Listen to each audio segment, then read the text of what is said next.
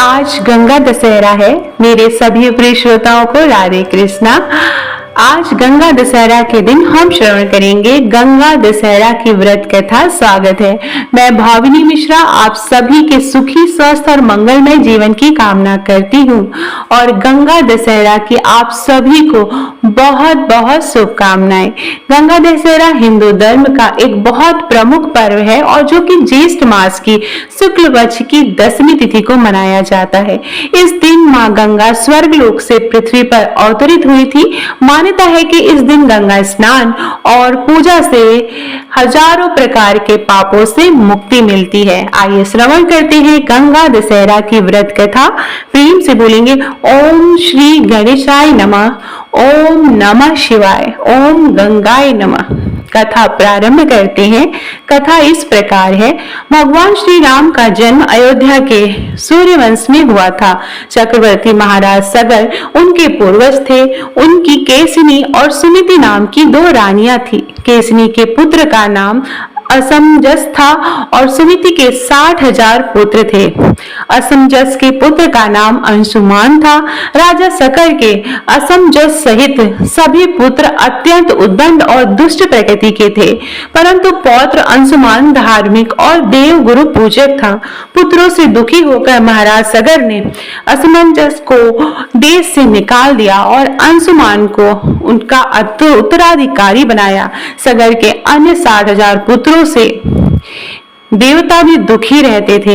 एक बार महाराज सगर ने अश्वमेध यज्ञ का अनुष्ठान किया और उसके लिए घोड़ा छोड़ा। इंद्र ने अश्वमेध यज्ञ के उस घोड़े को चुराकर पाताल में ले जाकर कपिल मुनि के आश्रम में बांध दिया, परंतु ध्यान अवस्थित मुनि इस बात को जान न सके। सगर के 60,000 अहंकारी पुत्रों ने पृथ्वी का कोना कोना छान मारा, परंतु वे घोड़े पा न सके।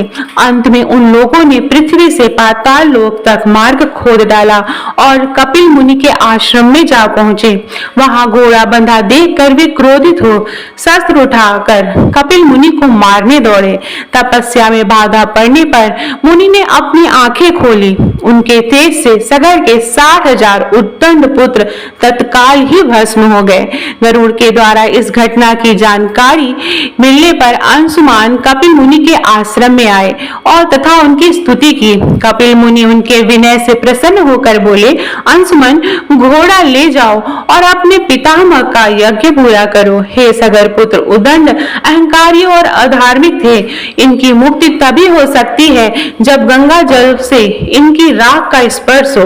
अंशुमन ने घोड़ा लेकर जाकर अपने पितामह महाराज सगर का यज्ञ पूरा कराया।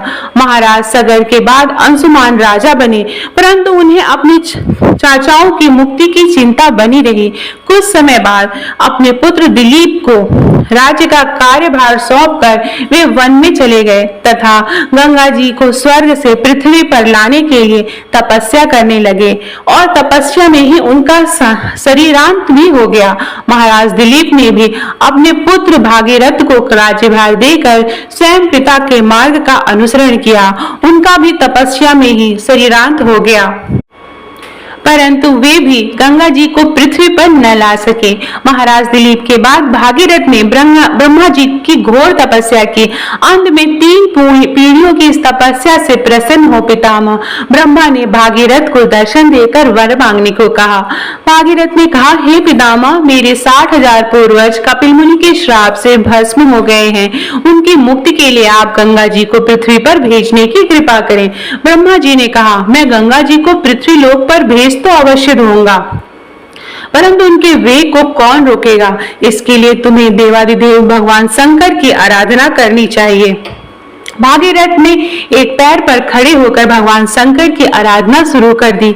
उनकी तपस्या से प्रसन्न होकर भगवान शिव ने गंगा जी को अपनी जटाओं में रोक लिया और उनमें से एक जटा को पृथ्वी की ओर छोड़ दिया। इस प्रकार गंगा जी पृथ्वी की ओर चले। अब आगे आगे राजा भागीरथ का रथ और पीछे पीछे गंगा जी थी।